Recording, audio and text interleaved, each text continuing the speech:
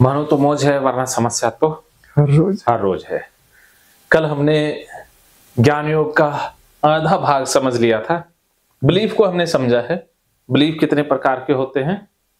चार, दो तरह के होते हैं और उसके चार कौन कौन से?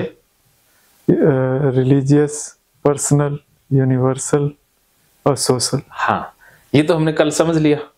तो आज हम समझेंगे कि बिलीफ के आधार पर रिस्पॉन्स एंड रिएक्शन होते हैं, वो भी चार प्रकार के होते हैं। सबसे पहला रिएक्शन है कॉग्निटिव रिएक्शन, ठीक है। दूसरा है एएनएस, ऑटोनोमिक नर्वस सिस्टम के द्वारा जो होते हैं। तीसरा है इमोशनल और चौथा है बिहेवियरल। इनको मैं डिटेल से बताता हूं कि जैसे हम पंडित का उदाहरण लें। पंडित का एक बिलीफ है कि मांस खाना बहुत बुरी बात है। जैसे आप अपने बिलीफ से जोड़ना कि कुत्ता बुरा है, इससे पाप लग जाएगा या गुनाह हो जाएगा, ये सारे आपके बिलीफ हैं। इन्हीं बिलीफ के आधार पर ये रिस्पॉन्सेज या रिएक्शन आते हैं। तो हम पंडित का उदाहरण लेते हैं, एक जर्नल उदाहरण लेते हैं, आप अपने साथ कनेक्ट करना। अगर आप चाहते हो भी आपका उदाहरण लिया जाए तो आपका ले लेंगे। पंडित का लेता हूं, ठीक है। तो पंडित जी जा रहे थे किसी जगह पर, किसी के घर में पहुंचे और खाना परोसा गया। तो खाना परोसा गया तो उसमें मीट परोस दिया गया। अब पंडित जी को पता नहीं था। अब पंडित जी ने जैसे ही वो बाइट ली तो उनको कुछ अलग सा लगा। पूछा भी ये क्या है? तब उन्होंने कहा अरे ये तो चिकन है। तो अब पंडित जी में क्या क्या हुआ वो देखिए। अब पंडित जी का बिलीफ था ये तो पाप है खाना। तो अब पंडित जी से तो वो बिलीफ के अगेंस्ट हो गया ना। देखो, एक तो बिलीफ बना होता है, अगर उस घटना उस बिलीफ के अनुसार हो जाए तो हमें प्लेजर मिलेगा या अच्छा फील होगा, हमारे अंदर रिएक्शन है वो अलग तरह के आएंगे।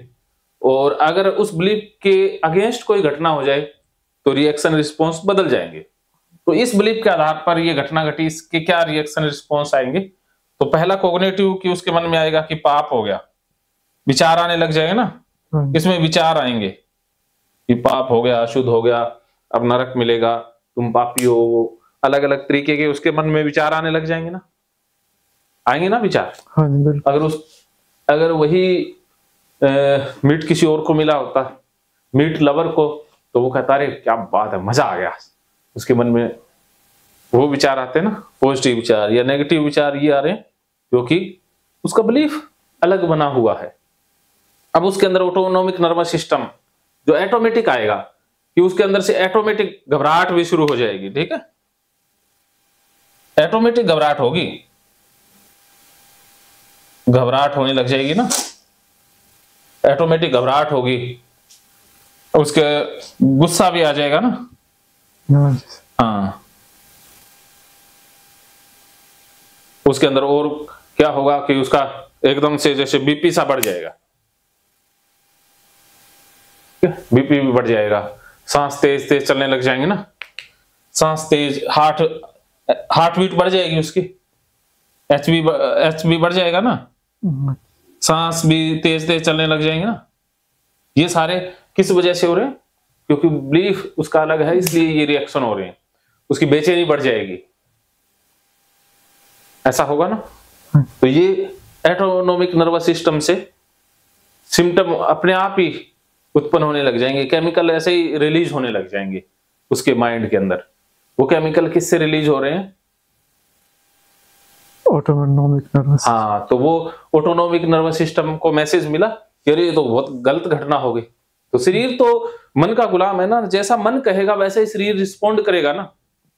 अब शरीर को थोड़ी ना पता है कि सही क्या है गलत क्या है। शरीर को नहीं पता ना कि भाई मीट में क्या दिक्कत है, अरे तुम्हारे पूर्वज खाते थे, ताले चुपचाप। अब शरीर तो ऐसा कहने से रहा, शरीर को कहा कि अरे कोई खतरनाक हो गया, कोई गलत ही चीज खा ली, तो वो तो वैसे ही केमिकल रिलीज कर देगा ना। तो ये ऑटोमेटिक होता है। उसका मुंह खराब हो जाएगा, मुंह में कहा तो स्वाद ग्रंथि आनी थी, अब मुंह में तो खारा या कुछ भी ऐसा लगेगा कि थू थू करने लग जाएगा ना। अब इमोशनल स्तर पर भी उसके अंदर नेगेटिव इमोशन जन्म लेंगे, उसके अंदर पाप का भाव आएगा। ठीक है। और इमोशन कौन सा आएगा? नफरत का भाव आएगा ना, जिसने पड़ोसी उससे भी नफरत करने लग जाएगा। चिंता उसे होगी ना, उसका मूड खराब हो जाएगा, उदास हो जाएगा, या उसे गुस्सा आएगा ना, अग्रेशन बढ़ जाएगा। ये उसके इमोशनल लेवल पर भी रिएक्शंस होंगे। क्या हुआ? गुस्सा, चिंता, उदास, ये सब उसके इमोशनल लेवल हाँ। अब बिहेवियर लेवल पर भी उसके होंगे। तो बिहेवियर लेवल पर 3 तरह के रिस्पॉन्सेज होते हैं। ठीक है। तो इसमें कौन कौन से होंगे? एक तो होगा फाइट, फ्लाइट और फ्रीज। अब देखो फाइट में क्या है कि वो लड़ाई करने लग जाएगा, वो अटैक करेगा। अब कोई भी घटना आपके बिलीफ के अगेंस्ट हो तो आप उसके साथ झगड़ोगे ना, आप अपने बिलीफ के बचाव में आ जाओगे, तूने बहुत गलत किया। हम अपने बिलीफ को बचाने के लिए कुछ भी कर गुजरते हैं ना। जो जितने भी धर्मों के झगड़े होते हैं वो धारणाओं को बचाने के लिए ही तो होते हैं। वो है तो धारणा ही ना, लेकिन उसके लिए वो कट मर जाते हैं ना। तो लड़ाई झगड़े पर भी उतर आएगा। हो सकता है भी वो जिसने मीट दिया उसको गालियां निकाले, उसको मारे, कुछ भी कर सकता है ना उसका। या उसका फ्रीज हो जाएगा, या कहेगा कि अरे रे पाप हो गया, अब तो मुझे नरक मिलेगा। वो बिल्कुल उदास मायूस हो जाएगा ना, बैठ जाएगा, किस्मत को दोष देने लग जाएगा। या वो फ्लाइट वहां से भाग ही जाएगा, या आइंदा मांगूंगा ही नहीं, भाग जाएगा। ऐसा ही आपके साथ होता है। कल आपने फ्लाइट किया ना, जो आपका बिलीफ था अभी कुत्ते को छूने से ये हो जाएगा, तो जैसे ही वो घटना घटी तो आपका रिएक्शन हुआ कोग्निटिव स्तर पर कि ये कुत्ता गंदा होता है, इससे नापाकी हो जाएगी, चिंतन चला, और फिर आपके अंदर जो है ना घबराहट बढ़ने लगी, बेचैनी बढ़ने लगी, सांस तेज चलने लगी, तो यहाँ नेगेटिव इमोशन आने लगे, तो कुछ गलत हो जाएगा, पाप लग जाएगा, गुनाह हो जाएगा, इस तरह का भाव आया। फिर आपके अंदर बिहेवियर लेवल पर क्या आया कि मैं एक बार घर से बात कर लेता हूँ, मैं एक बार वहां से उठ के आना। ये बिहेवियर है ना। ये बिहेवियर क्यों हुआ? क्योंकि आपके बिलीफ के अगेंस्ट हुआ। तो बिहेवियर लेवल पर आपके अंदर रिएक्शन उत्पन्न हुए। तो उसके बाद क्या है कि हमने फिर अपने बिलीफ को बचा लिया। असली इंसान वो होता है जो अपने बिलीफ को चैलेंज देता है।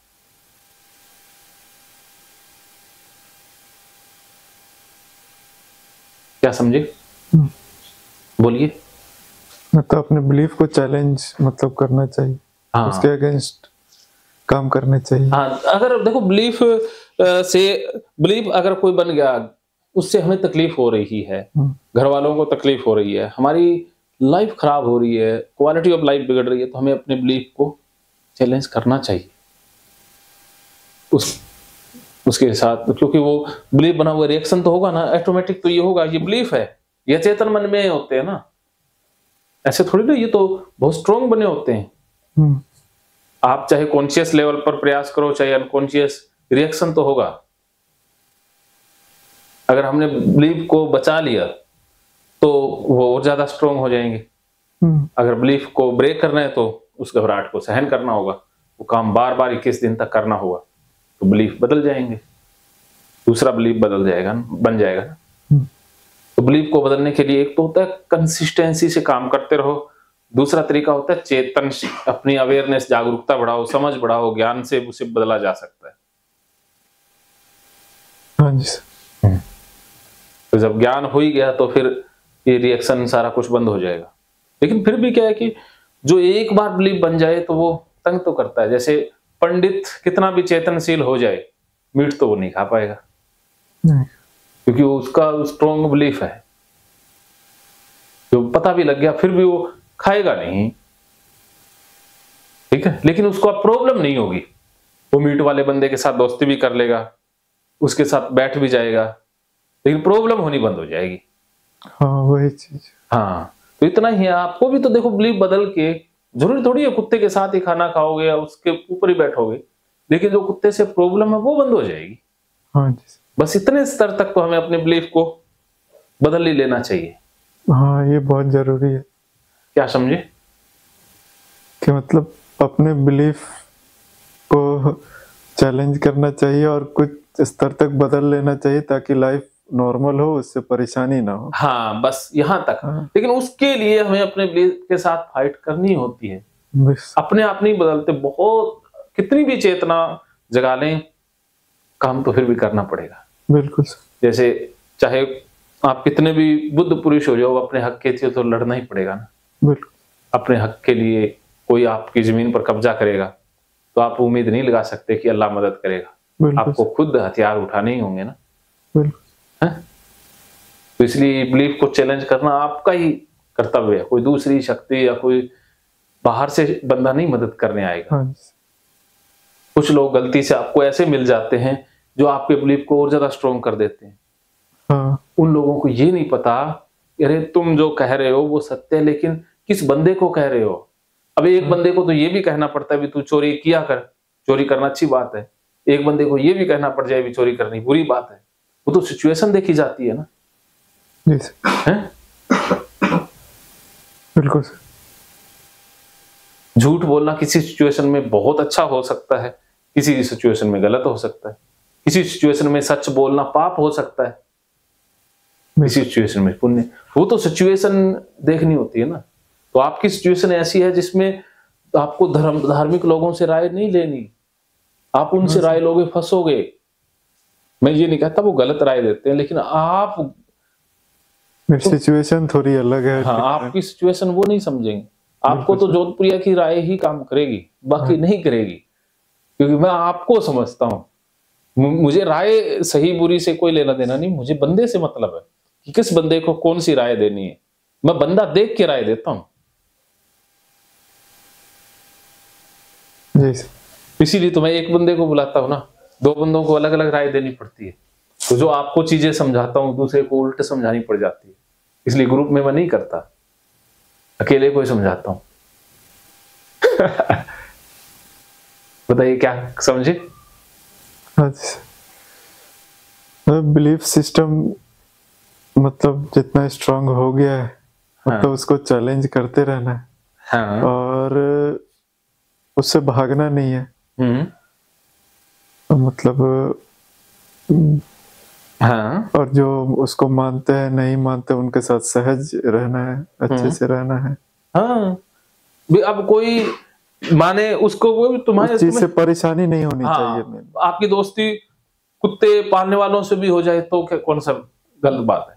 अब मेरी दोस्ती उन लोगों से भी है जो कैसा भी काम करते, मुझे उनके कर्मों से नहीं, मुझे उस बंदे से मतलब है। हाँ। बंदा अच्छा है अपने को ठीक है, बंदा बुरा है तो चाहे वो मंदिर का पुजारी भी ना हो, पुजारी भी हो, मैं उससे बात करना भी पसंद नहीं करूंगा। मंदिर में बैठा बंदा भी बुरा हो सकता है, एक वैश्यालय की वैश्या भी बहुत अच्छी हो सकती है। बिल्कुल। बिल्कुल। क्या समझे? अब बंदे के नेचर को देखना चाहिए। हाँ।